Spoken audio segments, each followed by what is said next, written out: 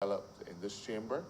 Uh, uh, the, the actual plan has now been approved, and very soon we'll be having meetings with stakeholders again, so as to allow our force to work more efficiently. It's a must if you're short of numbers.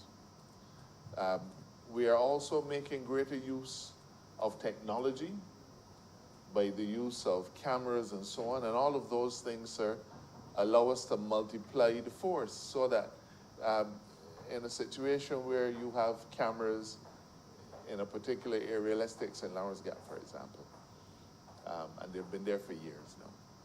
That is what we call a force multiplier. It reduces the number of boots that you actually physically have to have on every corner of St. Lawrence Gap, and rely on technology to be able to be the eyes and ears of the police force. All of these are things that we have been doing and are working on. But one of the challenges, one of the things that has always hamstrung us is an overly rigid view of what a policeman should be in terms of his physique and in terms of his age. And this amendment is to deal with that limited purpose. Currently, sir, a person must not be older than 30 years of age at the time of joining the force. So 30 years of age was the cutoff point. It is difficult to apply a strict measurement and say that a particular age is better or worse than another, but obviously it stands to reason that policing requires a certain robustness, a certain ability to handle the physical rigors of policing, long hours of duty. We've all seen police have to chase after people who've committed some offense or another, and therefore it's quite understandable that an age limit would be set, but that age limit has always been 30. And we've had serious discussions with the police force, and the police have said to us that they would like it raised to 35 because there have been too many physically fit young men and women, if you want to call them that. Or let me rephrase it. There have been too many physically fit men and women who are perhaps more physically fit than those in their 20s, but they're disqualified from being even accepted into the force purely because they had hit that 30-year mark. And the police have said to us that by increasing it to 35, that they would have an opportunity to be able to recruit more people. And more mature people as well, certainly. And the other thing, the other feature that this amendment is we're not adding now, we're taking out. Currently, the height and chest sizes are set by the Governor General. In fact, sir, the act as it stands says that you must be, and I'm not quoting, of the required height and chest measurements according to a standard to be fixed from time to time by the Governor General. So unless you met certain physical attributes now, a particular chest size and a particular height, then you could not be considered and accepted into the force. My research, and I believe I've shared it with this chamber before, my research showed me that the shortest police officer in the world is a police woman in England who is barely past 4 feet tall. And the tallest police officer anywhere in the world is over 7 feet tall. And we keep saying to I certainly keep saying to our young men and women who are in the university and coming out of the university that we need to develop a regime that, in addition to attracting people who are well proportioned physically, we also need to be able to attract a computer genius who might be 4 foot tall and real tiny. But those are the kinds of attributes that we are now requiring of our police officers that they be trained in so many other areas. And why would we reject a person who has the skill set that we require, but is shorter than the age than the height that you set, or older than the age limit? I'd like to see a police force, sir, if we were able to find an absolute wizard at being able to root out some of these people who constantly send them about nuisance WhatsApp messages and fake news and all those kinds of things. If we could find somebody who is skilled at that, would we want to tell them, I'm sorry, but you can't become a police officer because you're not tall enough, or because you're a little too bony, or because you're top 36 now? So what we've determined is that we will remove the requirement for a person joining the force to be of a particular size and girth and robustness, because we recognize, sir, that there are other attributes that would make a person a good prospect to join the police force. Sir, already the force is using its, well, already the force is trying to recruit additional people. I believe just about now, a new cohort of special constables is to start their training. And sir, I will not go into how it is intended that they should be mobilized, but the fact is that there are some policing duties that do not, or put another way, there are some policing duties that a person who does not have the full training of a police officer can do. So right now, I don't think any of you would be able to recognize who is a special constable from who is a police constable, but they're still doing policing duties. They're still doing policing duties, and there are individuals, Mr. Speaker, who can join the force as a special constable, but may not have the academic qualifications to actually be recruited as a police officer. And there are transition arrangements for them to move and so on. But the point is that we're doing a number of things within the force to try to free up our police officers. So we are recruiting special constables so as to be able to free up some of our better trained police officers to do more dedicated work. I'll end the short presentation not just by asking the Chamber to fully support this measure, but also by saying that we want people to come forward and join the force.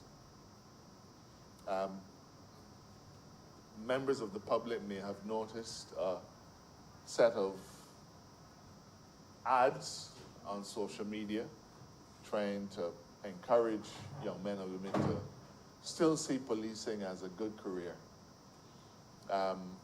It is a difficult job.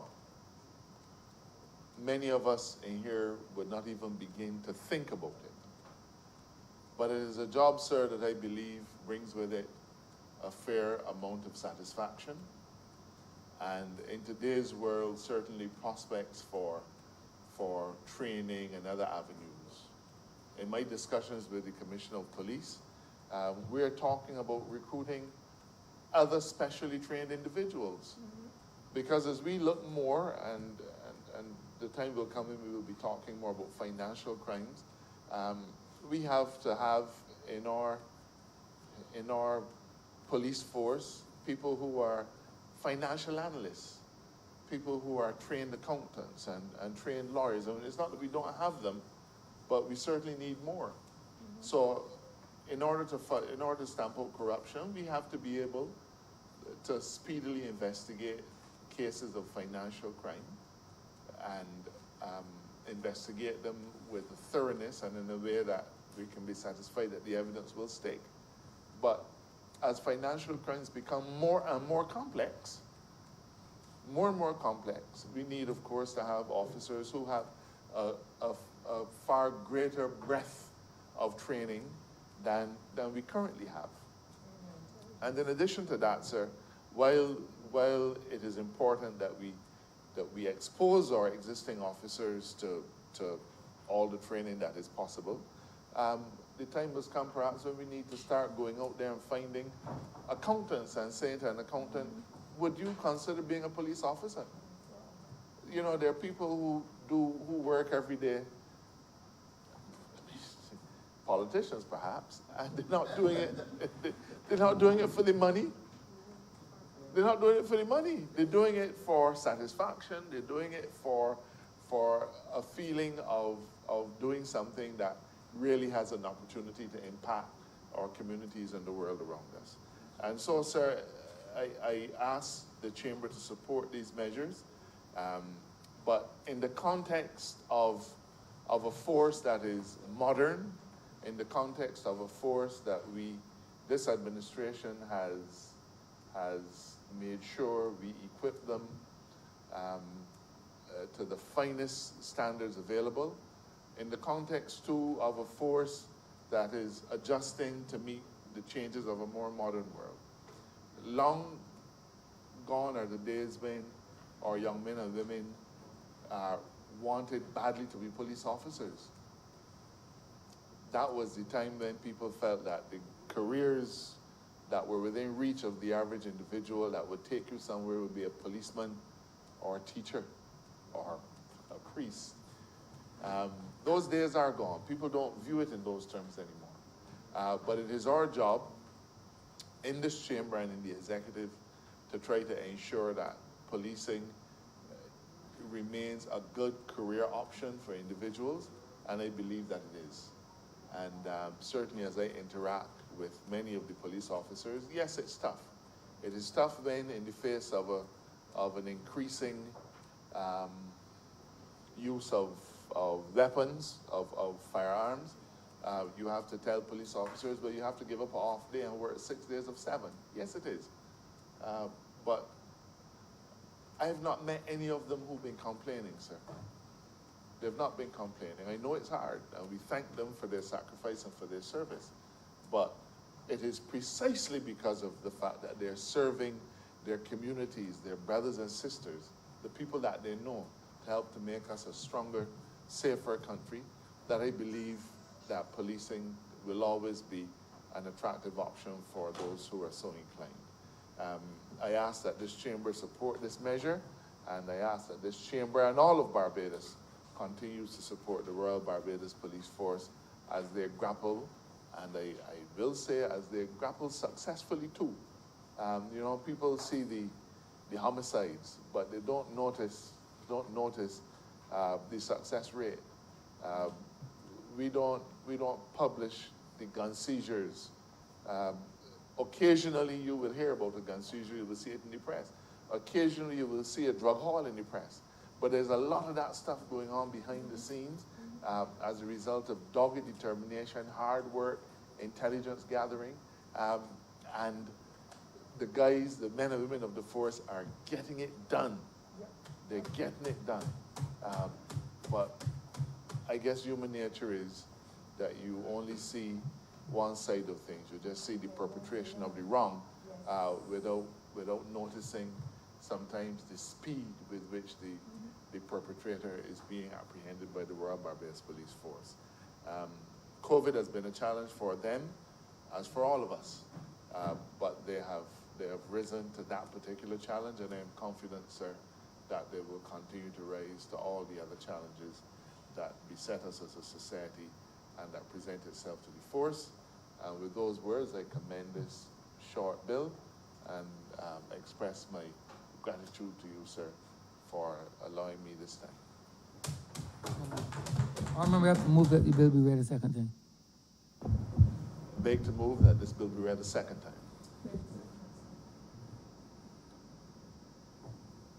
Honorable Professor Michael West. Thank you, sir. Just briefly to add some comments to those already offered in the chamber.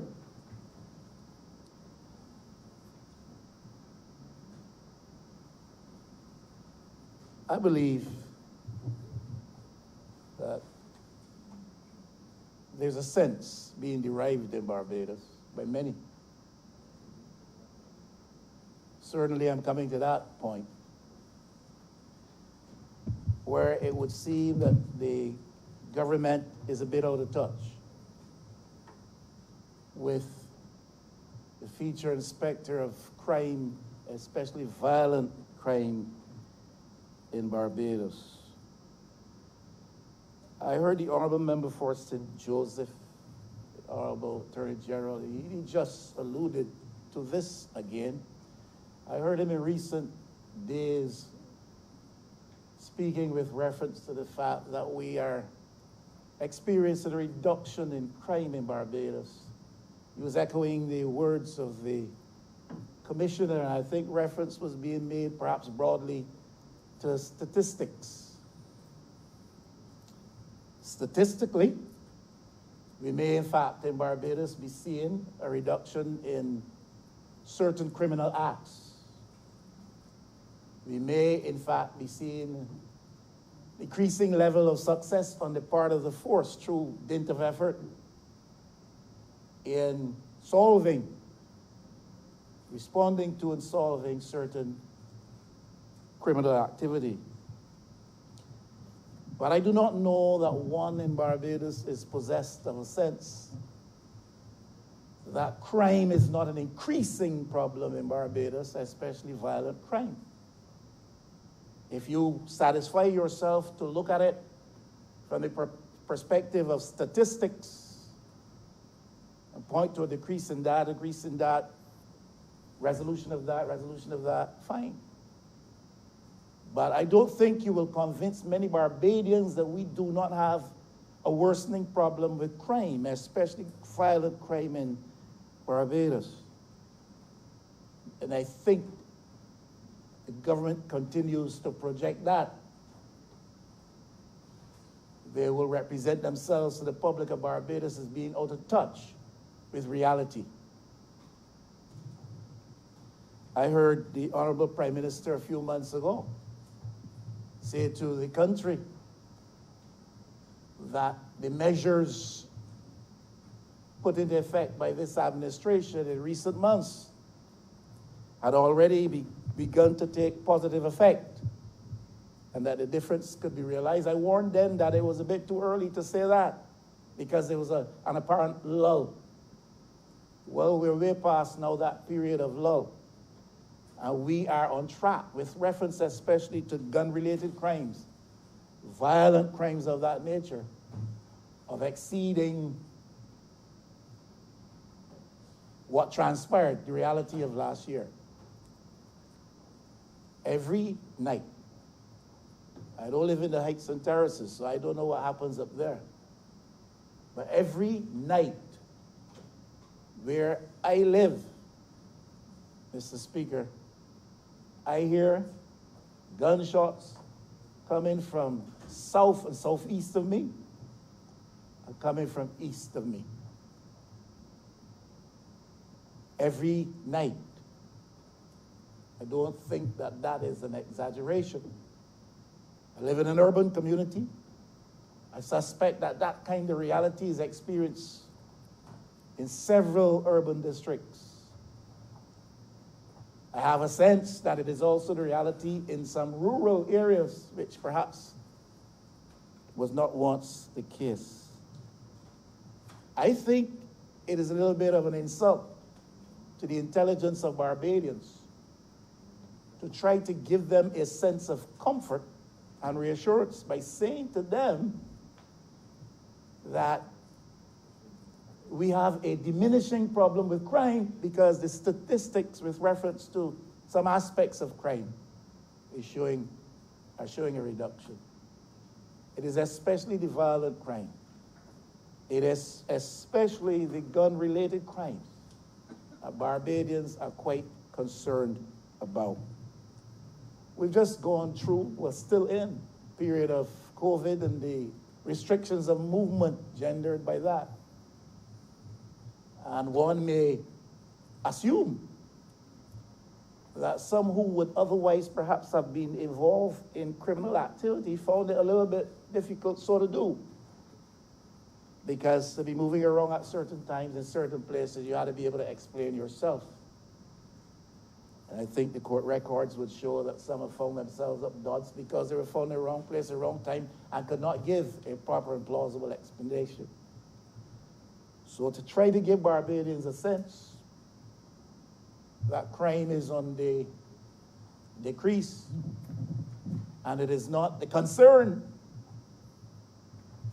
that the reality suggests it is, I think is a bit insulting to the intelligence. Some months ago I said in this honorable chamber, I think it was, we've got to be careful in Barbados about a drift towards criminal anarchy. I was criticized and mocked because criminal anarchy has a different interpretation in North American jurisdictions. But I think we're in reality faced with that specter of criminal anarchy in Barbados. A circumstance, a context in which criminals have no regard or respect for the law, no fear of the law. No matter how well armed the law might be, sometimes no matter how immediately present the law may appear to be. We had a recent experience of shooting resulted in death and the spread of pervasive fear in an urban district in St. Michael West. Not the first time. Not the first time. Mr. Speaker, you know these areas. You are well in touch with and very familiar with urban Barbados. And sometimes when people find themselves afoul of the law, they turn up in your presence, hoping for your mercies, your help. This most recent of incidents took place in earshot of the Black Rock police station. A matter of seconds movement away from the police station.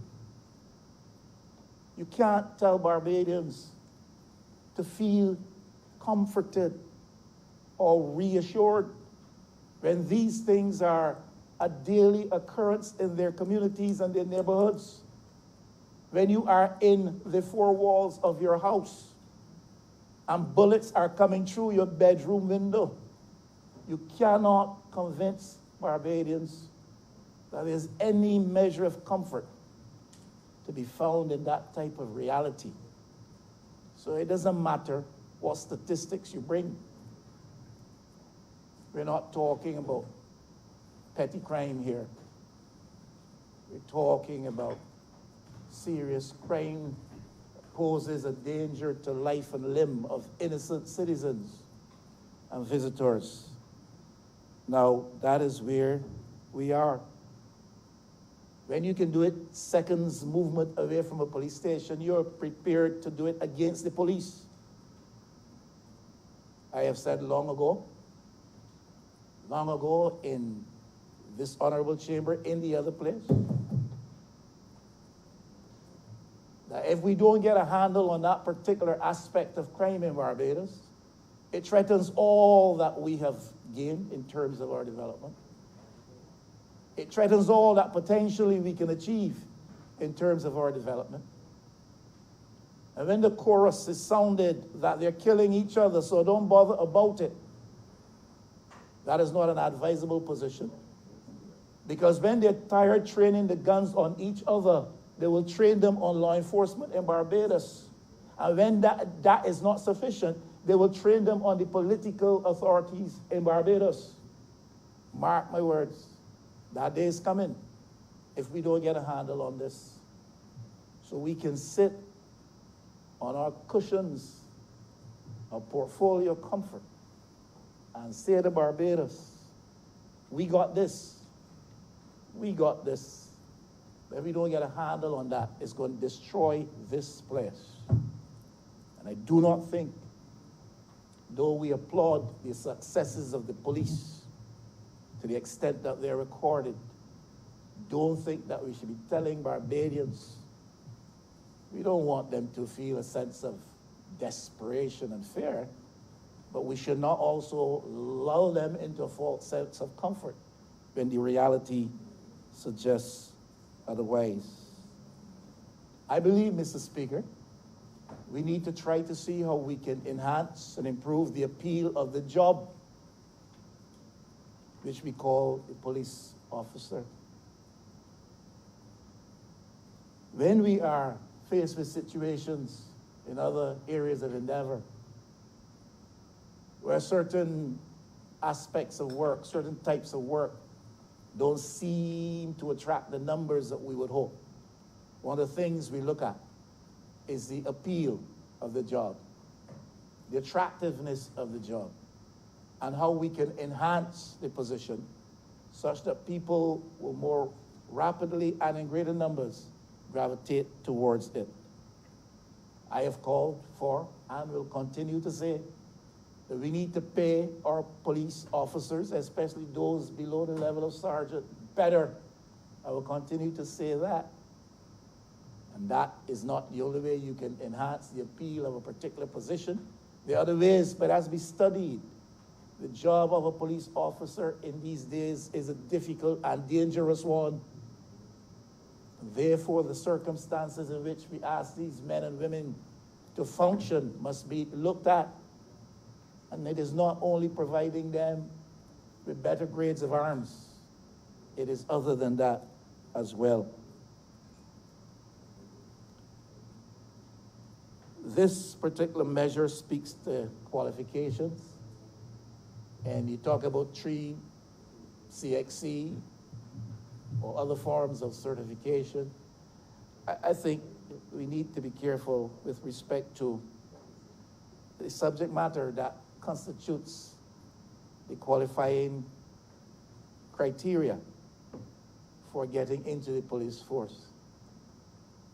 3 CXC could mean anything. It probably should include English, the ability to read. Mr. Speaker, I don't want the member to go down, well, not the wrong road, he can go down any road he wishes. Let me just explain that the current practice in relation to amending legislation, instead of saying clause 1, subclause 2, 1A, is amended by changing the number 30 to 35. And then you go on to say that clause 24 to B is now deleted. The current practice, sir, is to make the change and to replace the section in its entirety, so that what the Honorable Leader of the Opposition is referring to here has been in this bill since 2007, at which time, I remind him, he was a sitting member of Parliament for the then government, the Barbados Labour Party. So what he's reading about CXCs has been the law of Barbados, enacted by a parliament that he was a part of, and the executive that he was a part of since 2007. So this is not new. If he wishes to say that they can change the qualifications, that's entirely up to him. But I could not sit here and agree that he should convey to the public that this is something that we are now putting in. So it's been here since 2007. It is only how we amend legislation that causes us to repeat it in this way. Continue, Honorable Member. Thank you, sir. Appreciate the intervention. I don't know how you draft a legislation or amendments to legislation. I'm not suggesting that is new. I'm saying it's a part of the legislative architecture. And I'm saying further to that, when we talk about 3 certificates, CXC or whatever, we have to be careful as to what specifically we're addressing as subject matter. I do not know necessarily that you want to include in those 3 CXC certain areas that are studied in the education system of Barbados. All I'm saying is, if you're going to be demanding 3 or 4, I think that it should speak to certain areas of study which constitute immediate relevance to police work and not just treat. That's all I'm saying. I'm not necessarily saying that it is new. So I think I'm making myself a little clearer second time around. Now, I have said before, and it obtains in other places, that there has been now for years a move towards civilianization of police forces. And that you recruit people to enhance your force complement, to increase your force complement, without necessarily making reference to the recruitment of persons as police officers. But they're civilians that can do various aspects of work related to what police operations require. So if you want me to do a certain aspect of clerical function, perhaps, why do I necessarily have to go up Christchurch and spend 6 months building muscles and necessarily being trained in certain procedures? All I'm saying is we need to civilianize certain aspects of police operations in Barbados. Why is it? Police department, police force is still expected to respond to vehicular accidents, duty reports. These, to me, are functions that can be passed to civilian entities, properly regulated, after discussion with insurance companies and stuff like that. I'm just trying to be illustrative here, Mr. Speaker. But if you want to enhance your numbers, part of the way to do that, and it was alluded to by the honorable member who last spoke himself, is that you remove certain responsibilities from the immediate purview of what you call your police force, and supplement those aspects of the task with civilian entities, civilian agencies, and civilian effort. I'm glad that we're past that stage where perhaps the first recourse to get further staff complements, to supplement your numbers, is pursued by reference to imported elements. We have had a number of people who've left Barbados and gone to serve overseas in police forces. There are some entities in the Caribbean that import a lot of police presence, force complement from outside. I'm glad that in Barbados we are not looking to go in that direction. And I hope the situation does not become so desperate and the shortfall so acute that we feel a sense of compulsion to look to get policemen to come outside. Now, to me, that introduces all kinds of dynamics and elements for which we are not necessarily prepared in this day and in this age. When we wanted agricultural labor, we got that. When we wanted people to help in the sugarcane fields, when we had sugarcane fields, we got that. But I'm glad that as a first step, we're not looking to get sorry? You got a motion. We're hoping that you would revive that aspect of industry in Barbados. Not necessarily in the same way, but we don't have fields now. So that we don't have to import people from St. Vincent to come to cut canes here and stuff like that. And we don't want to go down that road with reference to the police force, either at the senior levels, as is the case in some jurisdictions, or in the lower ranks of the police force. Mr. Speaker, there are small misdemeanor offenses that sometimes prevent people from gaining certain types of employment in Barbados. And perhaps the time has come, if we're not there yet, where we start to look at that. People have all kinds of youthful indiscretions, which with a further few years of maturity, recede into their background and never trouble them or bother anybody else again. And we have got to, if we're faced with this as an obstacle, address a situation where small, minor indiscretions constitute an everlasting prohibition to people from finding certain types of employment in Barbados. Last thing I will say is this, Mr. Speaker. We need to lengthen. The Honorable Attorney General says that there was a time when the qualifying criteria included a reference to physique, height, chest size, muscles. My father was a policeman. Very much underpaid. They still are underpaid, as years ago. And chest size and muscular physique and height. And I think I heard him suggest that those things should not necessarily constitute significantly so the basis upon which people are allowed entry into the force. Agree with that.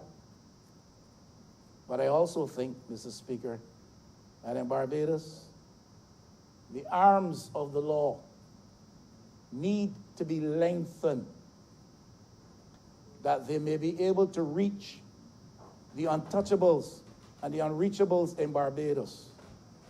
Until we come to that place where the arms of the law are made long enough to reach certain elements in Barbados, we're going to have problems persisting. The muscles of the law need to be strengthened so that when the hands reach the untouchables, those untouchables can be apprehended, arrested, and detained. You work in the legal and judicial system, Mr. Speaker, and those with whose fortunes you are charged sometimes before the court are in multiple cases persons from the certain sections of society. They wear a certain hue and image, they operate at a certain level, and they favor certain classes, certain races. And Mr. Speaker, there's nobody who can tell me and convince me that some of these elements are not at the root of the problems we have with some of the violent crime in Barbados. And though I believe that physical attributes in the real sense should not be a criteria that precludes people from access in reasonable situations, certainly in the figurative sense, I think those arms should be a little longer and those muscles a little bit stronger so that people don't escape the grasp of justice and they pay for the crimes that they perpetrate or facilitate others in perpetrating. That is the reality of Barbados today, Mr. Speaker.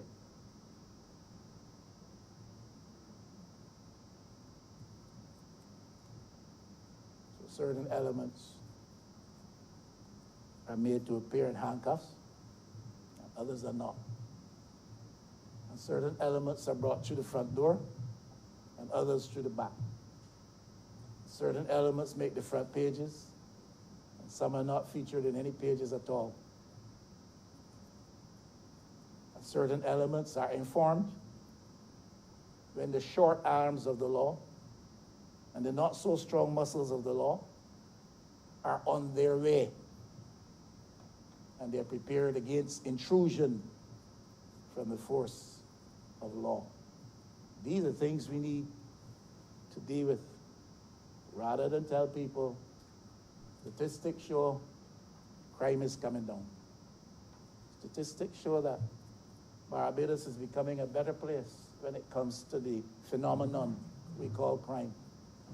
I think if we do that, we delude ourselves, and unintentionally, we deceive the population. I thank you, sir.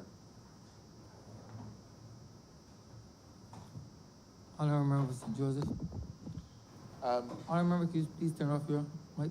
Sorry. Honourable member St. Joseph. Yes, Mr. Speaker, the leader of the opposition has ranged far and wide, and I believe that on matters relating to crime, there will be no space between him and any member on this side. Certainly, in my presentation to this chamber today, I did not say anything about statistics coming down. I believe I know where he got that impression from. But let me reassure both him and all other persons who are thinking like him that this administration has never, nor will it ever, seek to find succor in the fact that in some areas, statistics show that crime is down. In my recent comments to the press, I said to them unequivocally that what keeps Barbadians up at night and what keeps me and all of us up at night is the increasing use of firearms generally and in relation to the perpetration of homicides. I don't think that the Barbados today in relation to burglaries and a whole set of other things is viewed through the same lens as the Barbados today, where there are shootings on a regular basis. The news this morning, I think, is that 3 or 4 individuals were shot in Eden Lodge. We have to thank God that none of the injuries are life-threatening. We've never shied away from the haunting nature, sir, of firearm crimes in our country. We've faced it up front. We've said that it is the greatest threat to this country's stability. We've said that it is the threat to this country's future. We've said that we have spent a lot of effort in trying to rebuild the Barbadian economy, and some vagabonds with guns are putting all of that hard work at risk. So let there be no doubt, this Barbados Labour Party administration is not changing its tune in relation to crime or what crime looks like. As Attorney General, I take no satisfaction in knowing that one side of crime is down statistically while people are terrorized by gunmen and hoodlums in their homes. I take no satisfaction in it. I don't think anybody on this side takes any satisfaction. I don't think the opposition takes any satisfaction in it. And sir, when we were in opposition and the last administration tried to hide behind some areas coming down while people were running down individuals on a Kadooment day down Spring Garden, shooting at them and killing one of them, we took the position that numbers, statistics are not what we need to be dealing with. That has not changed. That has not changed, sir. So if the leader of the opposition somehow or another feels that this Barbados Labour Party, now that we're in government, that we're looking to hide behind some statistics that may show that burglary is down and that this is down, we're not looking to hide behind that, sir. In fact, we take no pleasure in it. We take no encouragement from it, because we recognize that gun crime and homicide, sir, are the cancer that is eating away at this society. And we are going to do all in our power to rescue Barbados from that kind of future. I hope that the Leader of the Opposition will join us in it. I hope that when we call for citizens to come out and say what they saw, that the Leader of the Opposition will stand alongside me and say, I agree. I hope that if the Leader of the Opposition ever happens to come to any knowledge about any criminal offense, that he'll be the first man at Central Police Station to tell. Because, sir, this is a solemn obligation that each of us owe to this country. And I know where we stand. And I only wish that the Leader of the Opposition had been good enough to tell us where he stands, sir. Mr. Speaker, he ended his speech with something about the arms of the law being lengthened. I will replay on social media because I didn't understand the first time he said it. So maybe when I am able to give it considered study, I'll be able to pick sense, as your people say, from nonsense. Mr. Speaker, if there's one thing that this administration has tried to do is to make sure that people are treated equally. There's a maxim of law called equality before the law, and while that generally refers to equality before the law courts, we believe, sir, that every citizen in Barbados is to be treated equally, no matter the circumstances, whether it has to do with people applying for welfare or somebody being dealt with in the court system. That is what we stand for.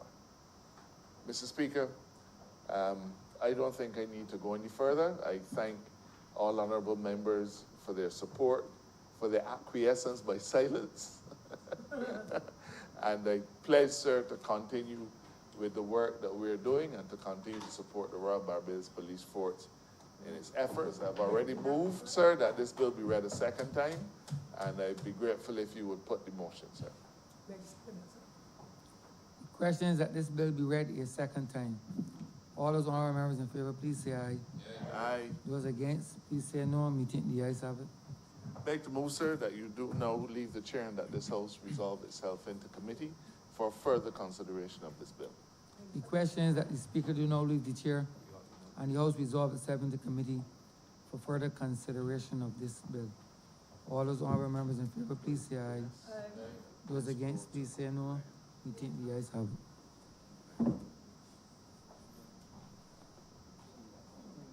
We got to amend the year. Far enough. This House is now in committee. Clause 1. Madam Chair, I beg to move that Clause 1 be amended to change the year 2019 to 2020. Question is that clause 1 be amended as mentioned. All honorable members in favor, please say aye. All those against, please say nay. Methinks the ayes have it. Clause 2. Beg to move that Clause 2 stand part. Question is that clause 2 stand for. All honorable members in favor, please say aye. All those against, please say nay. Methinks the ayes have it.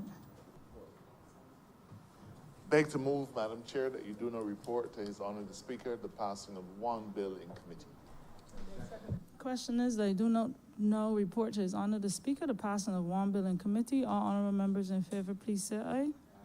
All those against, please say nay. Methinks the ayes have it.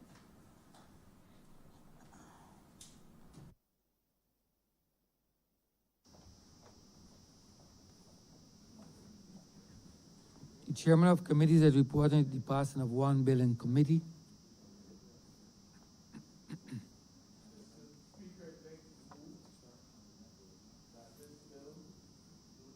No, it'll be read a third time.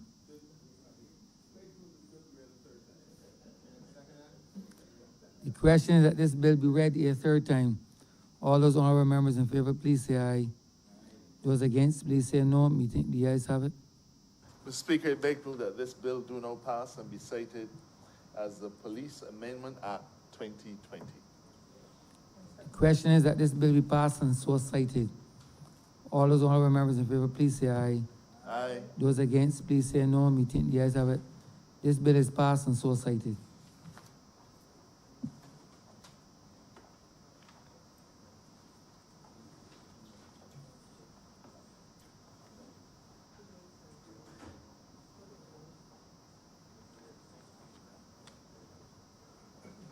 We're gonna call it. We're gonna return to calls. Call it back. We're gonna do what?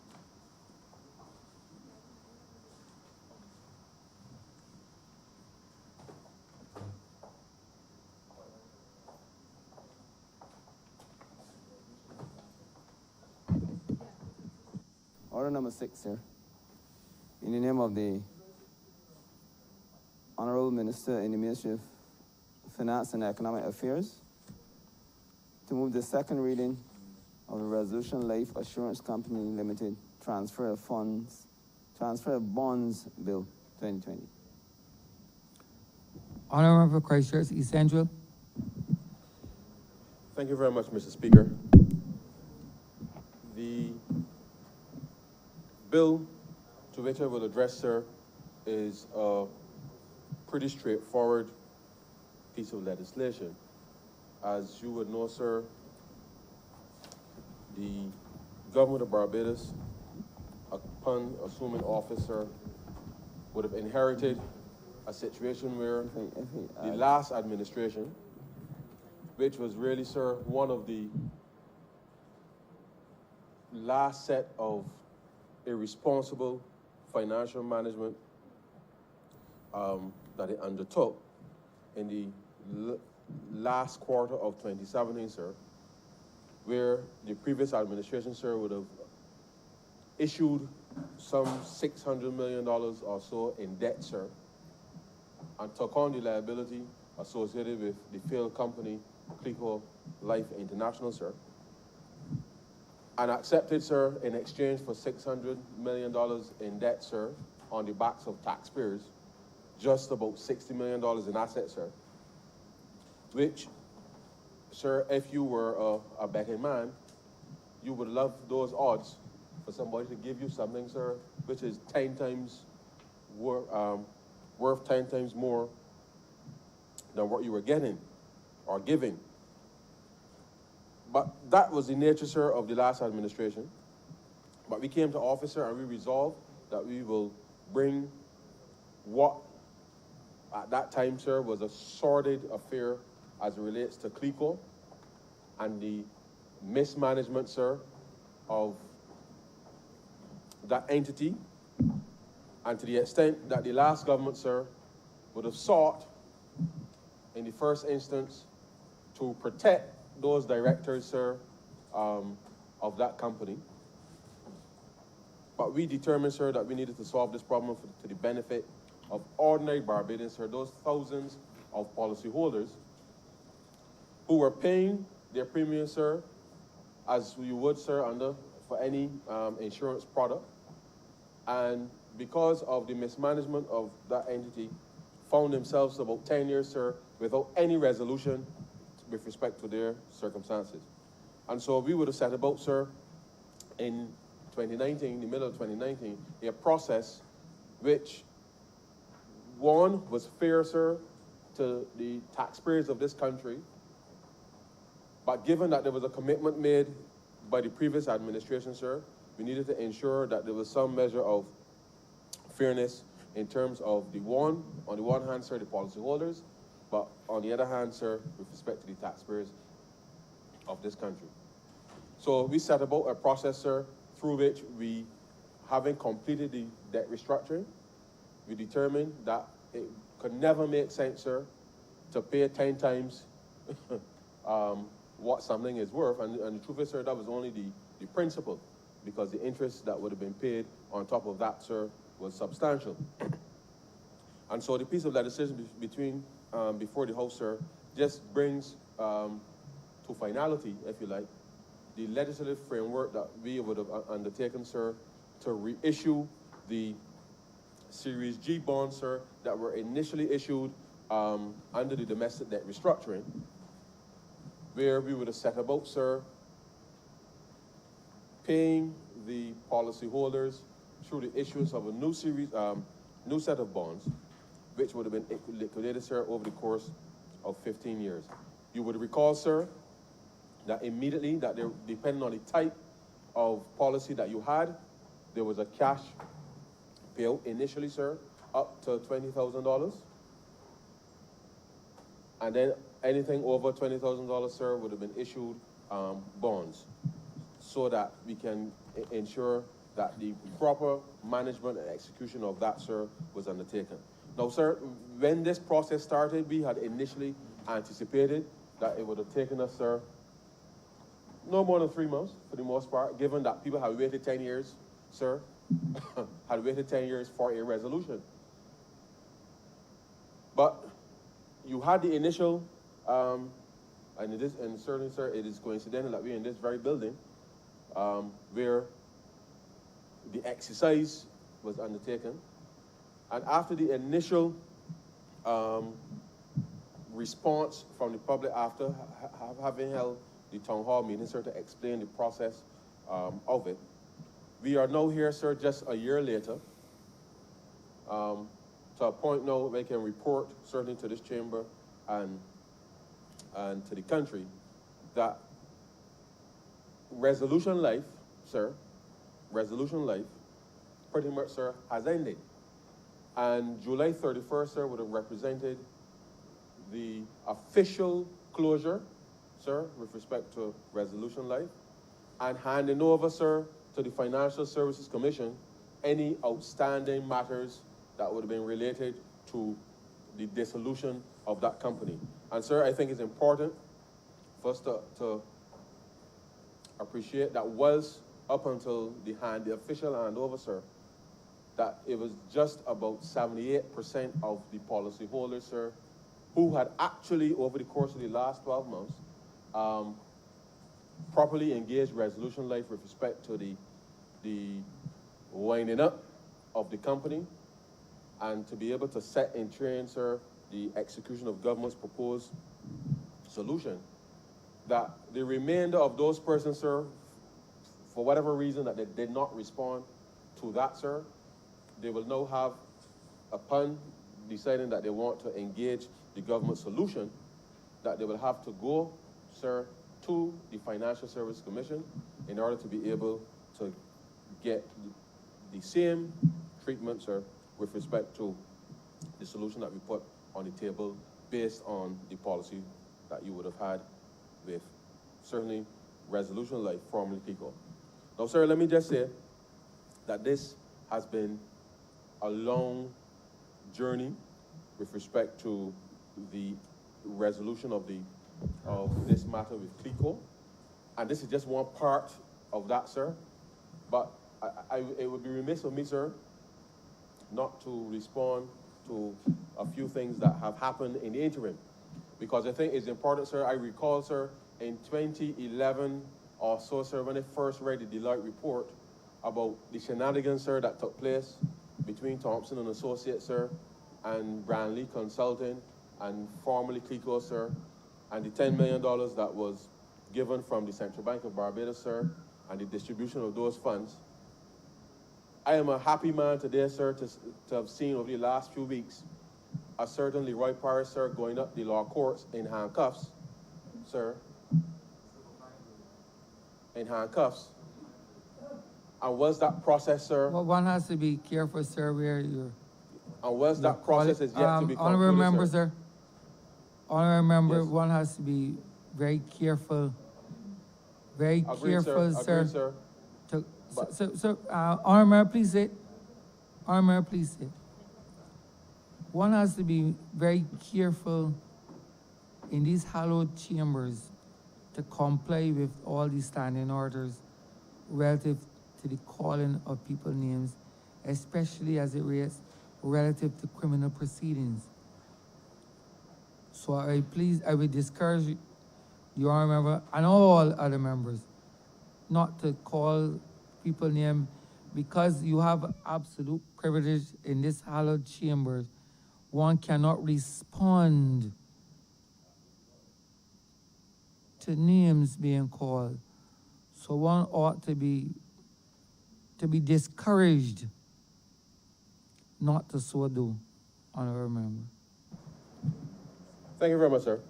Plus, in addition to that, remember that the matter is still before this court, the honorable court, and no determination has been made relative to the guilt or innocence of the affected parties, sir.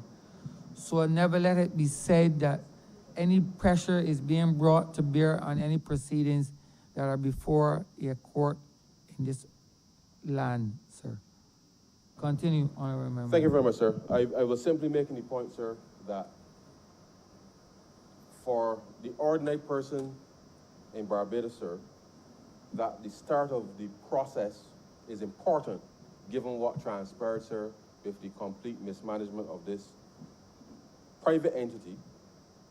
But certainly, sir, given what would have transpired based on the report from Deloitte, sir, that many persons across this country, sir, felt for a long time that justice was being denied.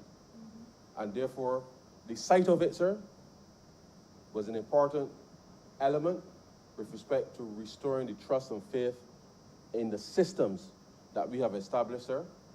And therefore, whilst the process is yet to be completed, I believe, sir, that the government, having taken the responsibility for dealing with the financial part of this solution, sir, that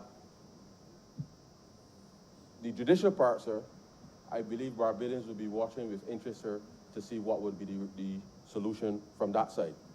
But I can't argue, sir, that I was not pleased seeing what I saw.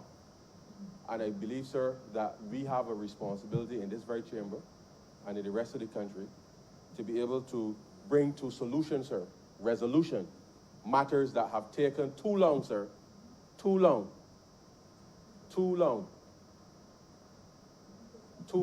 sir, because many Barbadians, sir, suffered, not just financially. Many Barbadians passed, sir, without any comfort with respect to these matters, sir. And, sir, it is most unfortunate.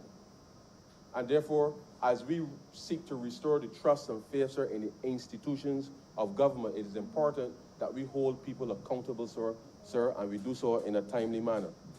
Now, sir, this bill, quite frankly, sir, is just to reassign the bonds that we would have initially issued in Series G bonds, sir, into Series I, given the new terms that we would have outlined in the resolution of this matter. And to validate that which we would have already done, sir, commencing last year, and to remind the public, sir, that at this particular point in time, all matters related to resolution life, for those persons who have not yet availed themselves, sir, of the structure that we have set in place with respect to its solution, will now be turned over, sir, to the Financial Services Commission. And actually, sir, today, the FSC actually takes responsibility from that officially for any administrative matters any outstanding administrative matters relating to any life insurance or any other annuities, pensions, any other policy, any of the policies that would have been under the portfolio of resolutions life, sir. The Financial Services Commission will be responsible for executing that on behalf of policyholders. Now, sir, I just want to indicate to the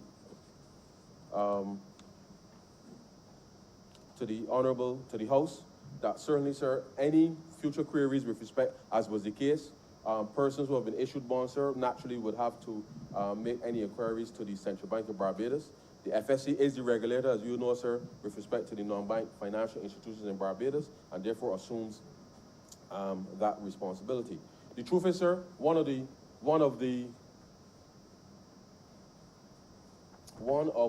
hiccups, let me put it this way, sir, that certainly COVID would have impacted was that there was a part of the portfolio, sir, that extended to the Eastern Caribbean.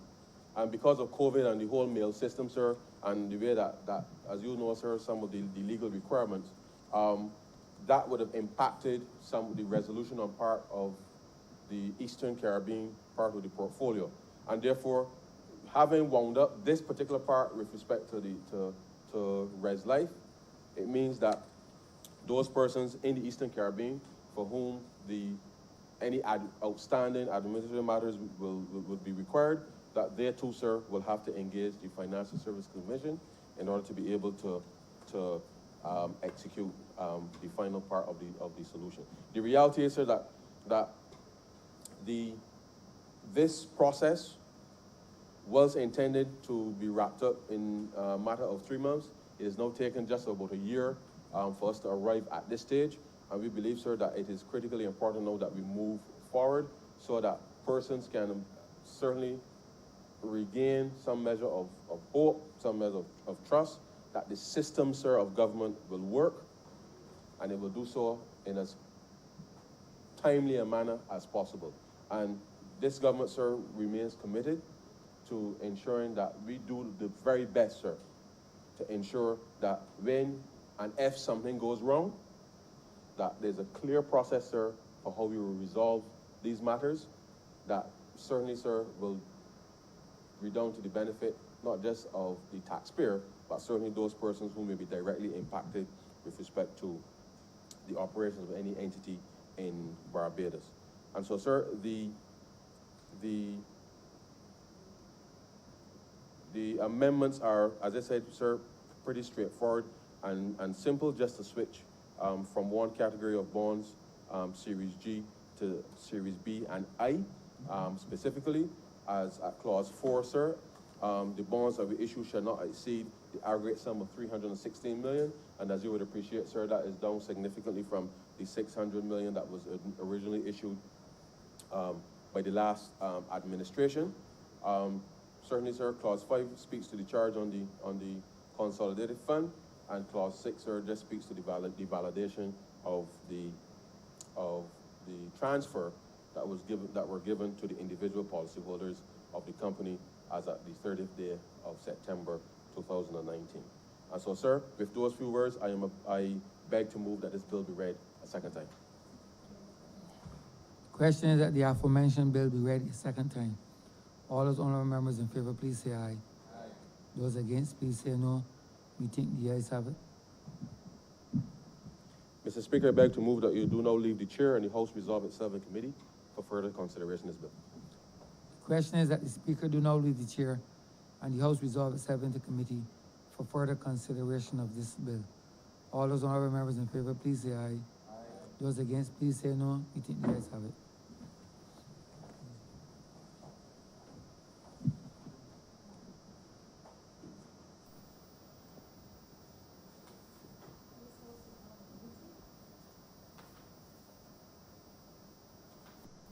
Clause 1. Madam Chair, I beg to move that Clause 1 stand part. Stand part. All honorable members in favor, please say aye. All honorable members against, please say nay. Methinks the ayes have it. Clause 2. Madam Chair, I beg to move that Clause 2 stand part. Question is that Clause 2 stand part. All honorable members in favor, please say aye. All those against, please say nay. Methinks the ayes have it. Clause 3. Madam Chair, I beg to move that Clause 3 stand part. Question is that Clause 3 stand part. All honorable members in favor, please say aye. All those against, please say nay. Methinks the ayes have it. Clause 4. Madam Chair, I beg to move that Clause 4 stand part. Question is that Clause 4 stand part. All honorable members in favor, please say aye. All those against, please say nay. Methinks the ayes have it. Clause 5. Madam Chair, I beg to move that Clause 5 stand part.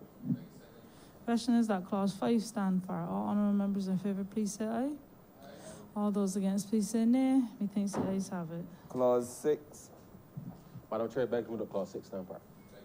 Question is that clause 5 stands for. All honorable members in favor, please say aye. All those against, please say nay. Methinks the ayes have it. It's clause 6. Six. I apologize that all honorable members in favor of clause 6 stand in part. Please say aye. All those against, please say nay. Methinks the ayes have it. Schedule. Madam Chair, I beg to move that the schedule be the schedule to the bill. Question is that the schedule be the schedule to the bill. All honorable members in favor, please say aye. All those against, please say nay. Methinks the ayes have it. Report. Madam Chair, I beg to move that you do not report to His Honor the Speaker the passing of one bill in committee. Question is that I do not report to His Honor the Speaker the passing of one bill in committee. All honorable members in favor, please say aye.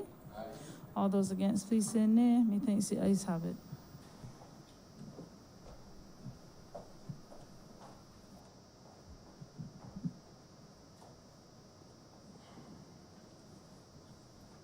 Chairman of committees is reporting the passing of one bill in committee. Mr. Speaker, I beg to move this bill be read a third time. Question is that the bill be read a third time. All those honorable members in favor, please say aye. Those against, please say no. Methinks the ayes have it. Mr. Speaker, I beg to move that this bill be now passed and cited as the Resolution Life Assurance Company Limited Transfer of Bonds Act 2020. The question is that this bill be passed and so cited. All those honorable members in favor, please say aye. Those against, please say no. Methinks the ayes have it. This bill is passed and so cited. Order number 7, sir. In the name of the Honorable Attorney General and Minister of Legal Affairs, to move the second reading of the Remediation Agreements Deferred Prosecutions Bill 2020. Honorable member for St. Joseph. Thank you, Mr. Speaker. There are times when, as we approach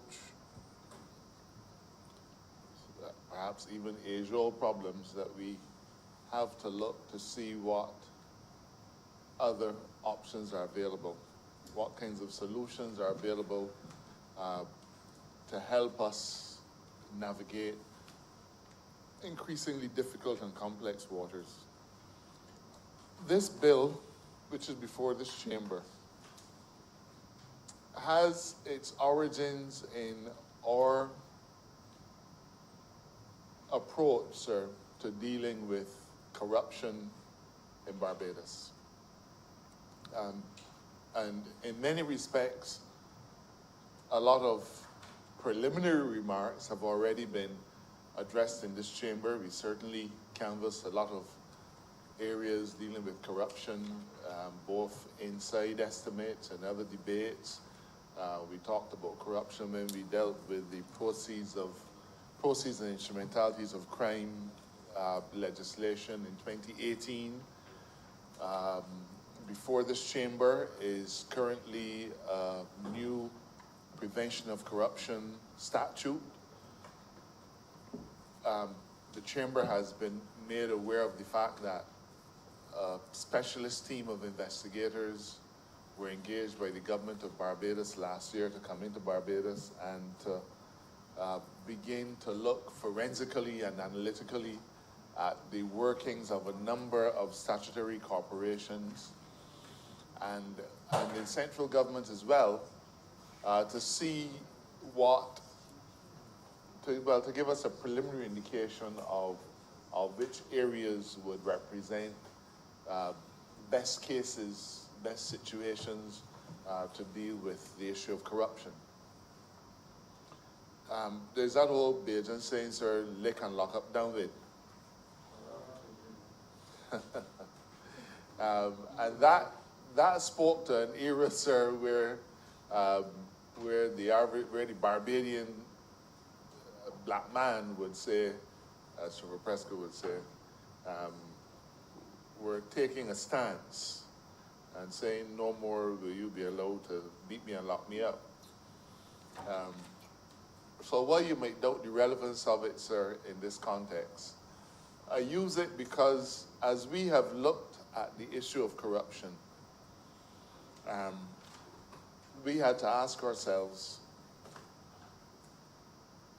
in seeking punishment, is there an opportunity for remediation or even redemption?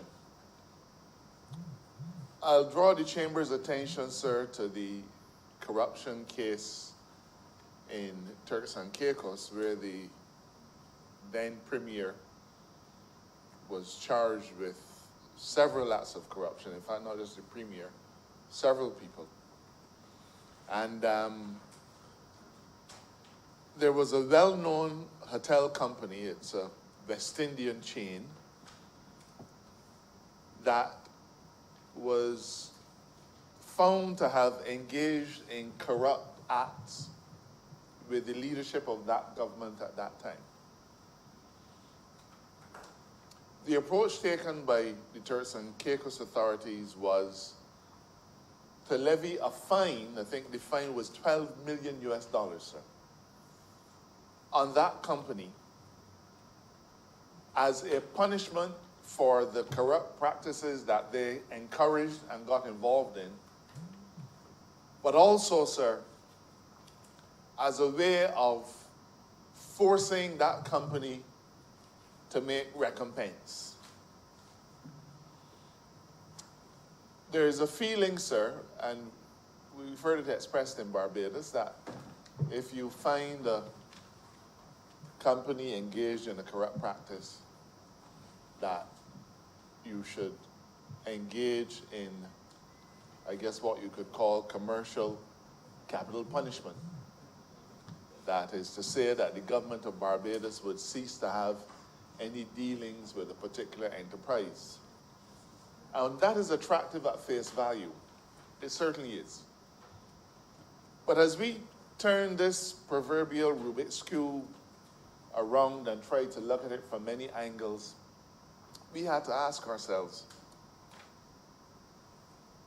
in the pursuit of punishing a particular entity, what is our ultimate goal? Is it to effectively cause the business to cease to operate? Or is it just to exact a punishment? Now you see, sir, one of the challenges of big business is that they employ large numbers of Barbadians, large numbers of anybody, and represent enterprises that keep the engines of the economy going. So in England, sir, my recollection is that the English authorities had to investigate Rolls-Royce.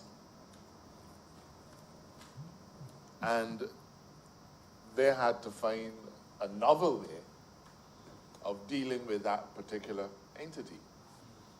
Barbados is not so different, sir. And we therefore had to ask ourselves, how will we approach commercial entities that may be found to have engaged in corrupt practices? And the method that we are proposing to follow is a method that is now well tried in Canada and well tried in England. And the results are not always perfect, but the scheme is this. Where an investigation establishes that a commercial entity has engaged in corrupt practices, the government is able to enter into what we are calling a remediation agreement.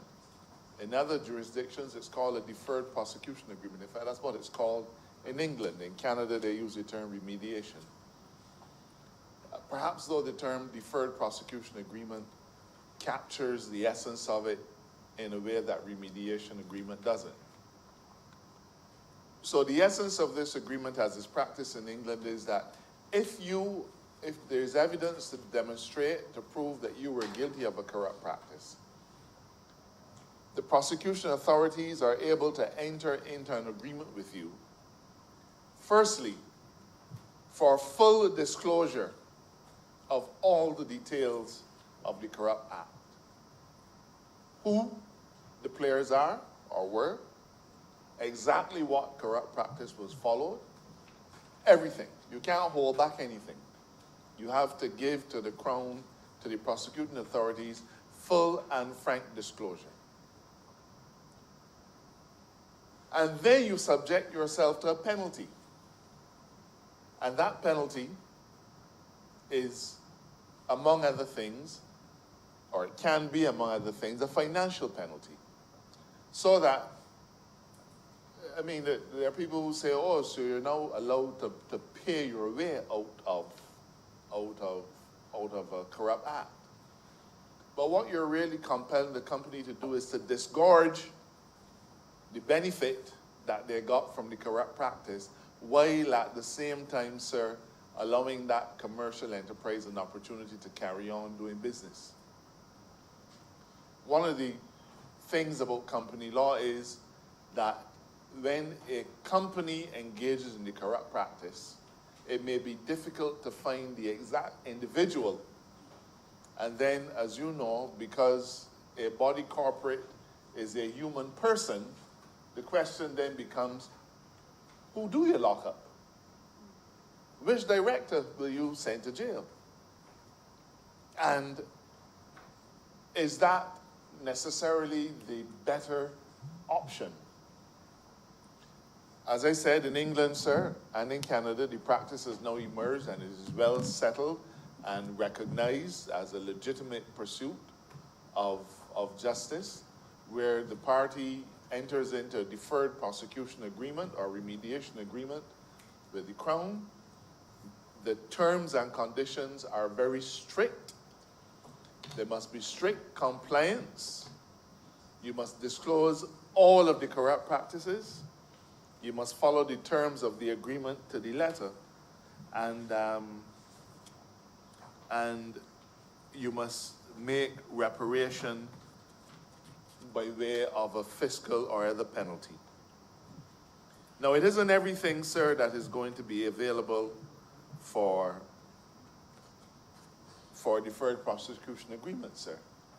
The nature of corrupt practices are vast, and it may be appropriate in some instances to do a prosecution.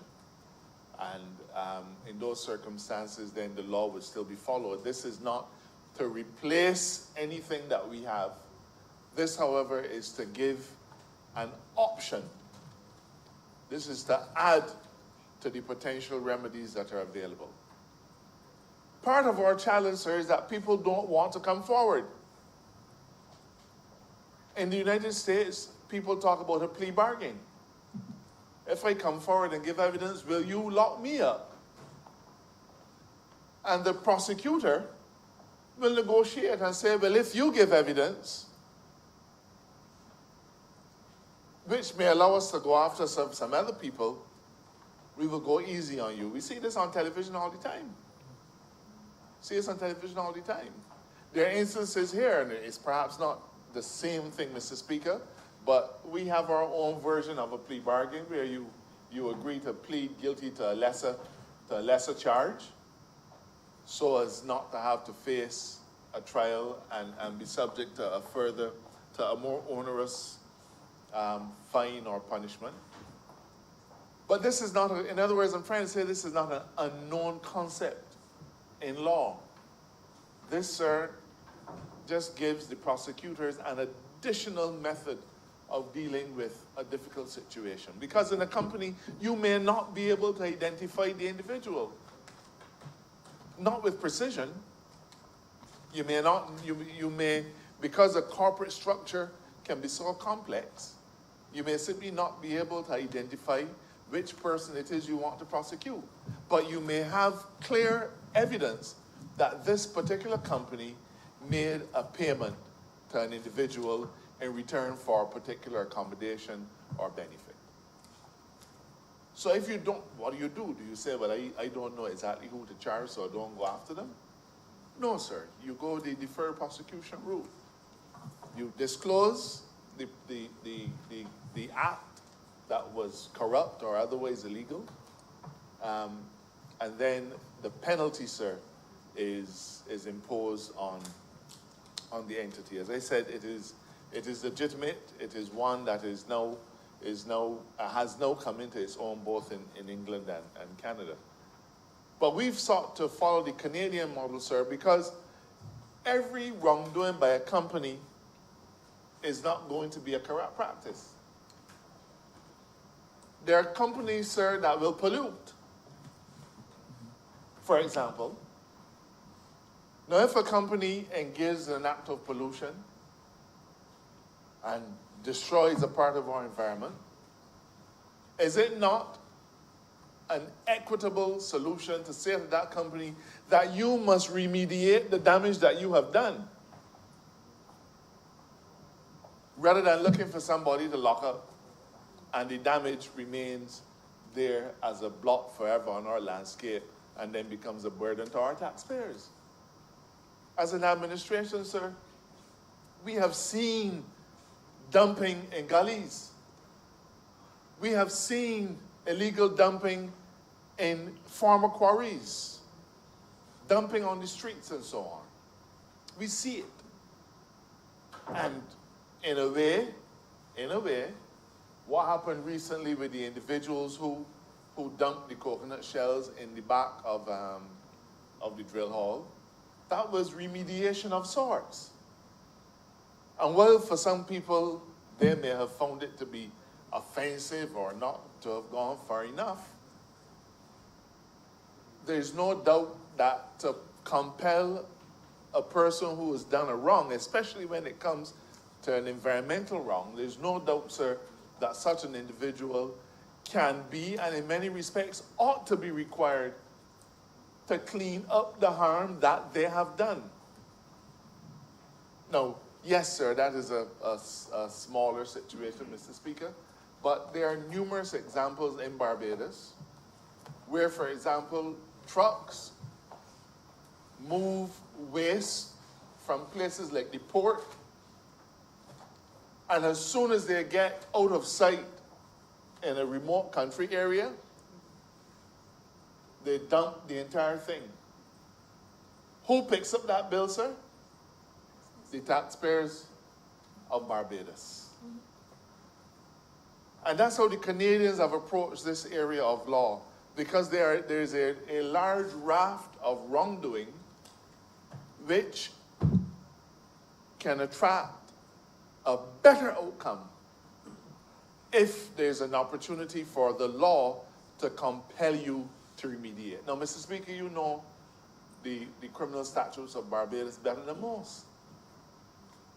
And you can tell the chamber if I'm wrong, but I don't believe that I am, because I don't think that we have in any of our environmental statutes, and we really do need to bring those into the modern era. But there's no opportunity for a court to order a particular wrongdoer to go and clean up 2 or 3 or 5 acres of land that he may have polluted. What often happens is that the Health Services Act, there was a case like that in Barbados probably within the last 12 months, an individual who was found guilty of dumping in a quarry. All that the Ministry of Health could do under the state of the law as it is now is to carry that person before the magistrate's court. I believe they pleaded guilty on about the 2nd appearance. But that magistrate could not.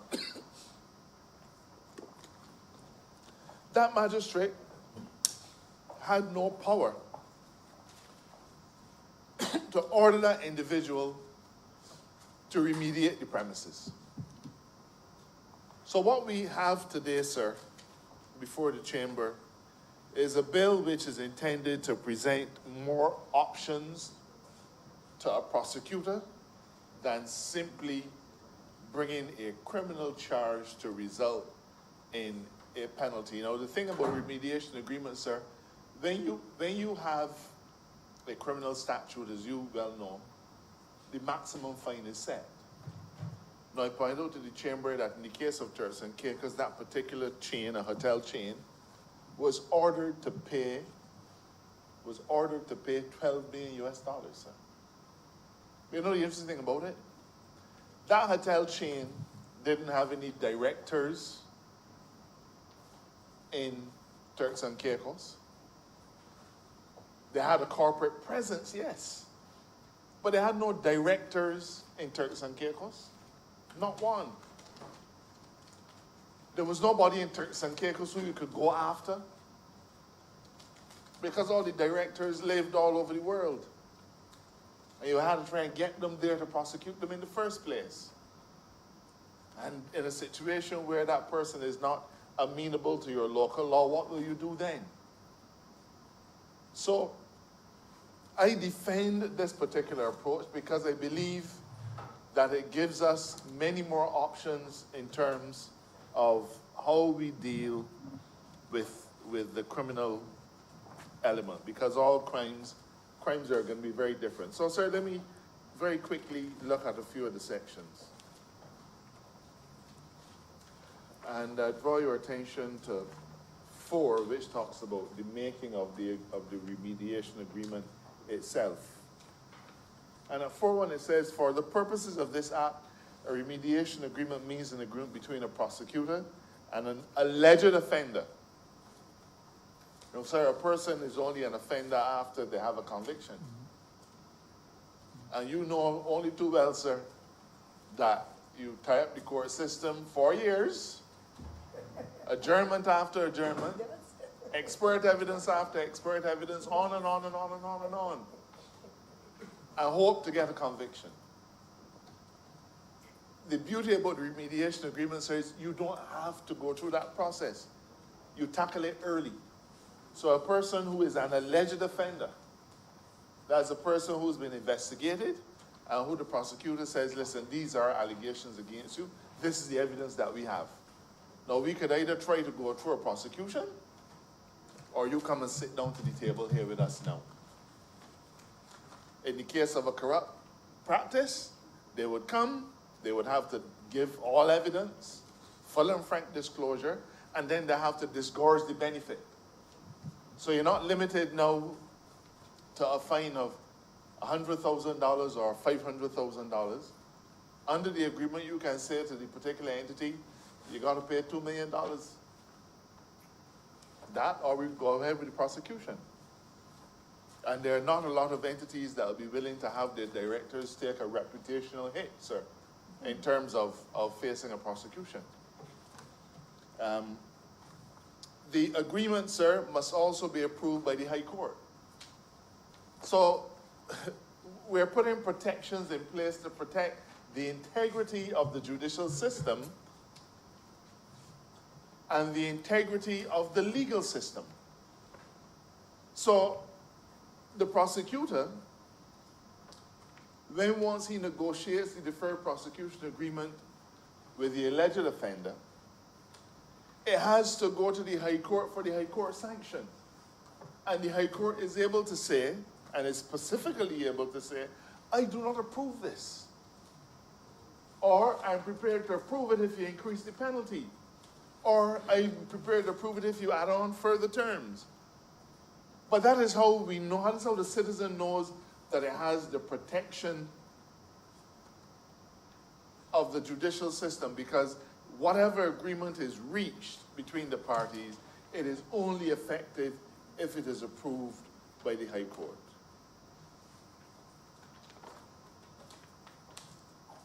Clause 4.4, sir, it says, in determining whether remediation agreement is likely to be in the interest of justice, the following factors are to be taken into account.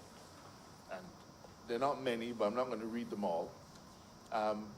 One that's important is the nature and gravity of the impact of the act and its impact on any victim, so that victims are also taken into account.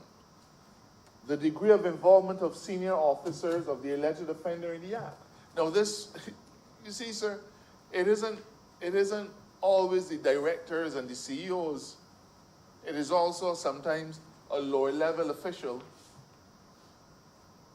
who may engage in the particular wrongdoing or the particular practice. The CEOs may know They may not know. But the point is, sir, that it is certainly worse if the heart, do you go in the totem pole, you are aware and that you are involved. The court will also take into account whether the alleged offender has taken any disciplinary action, including termination of employment. Did you get rid of the offending director or CEO? We take that into account. Did you make reparation? Have you identified or expressed a willingness to identify any person involved in the wrongdoing related to the act? Have you entered into a previous remediation agreement with Barbados or anywhere else? So that if you are a habitual person who comes to the court and says, well, I did wrong, but give me an agreement. I did wrong, give me an agreement. Afterward, the court can say, no, we're not having any of this. A prosecutor may enter into a remediation agreement with an alleged offender at any time before the institution of criminal proceedings for an alleged offense. So once proceedings have started, this agreement has no place. So you can't then say, well, oh Lord, this trial hot, like I can get a conviction, and then say to the prosecutor, well, I want an agreement. No, time for that is long past. So if you're under investigation, come to the table early, because once the prosecution starts, that is it.